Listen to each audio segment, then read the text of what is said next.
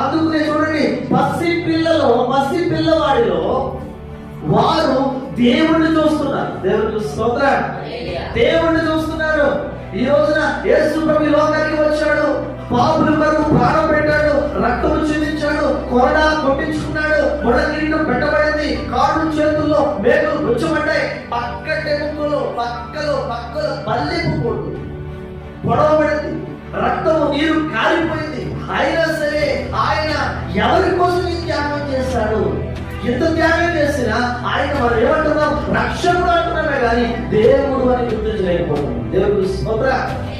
ఎంత త్యాగం చేసినా యేసు ప్రభువు అనే దేవుడిని గుర్తించలేకపోతే మరి జ్ఞానులైన వారు పసి పిల్లవాడిగా ఉన్నటువంటి ఆ బిడ్డను దేవుడిగా ఎలా గుర్తించారు?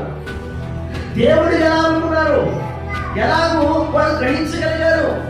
అందుకని యోహాను భక్తుడు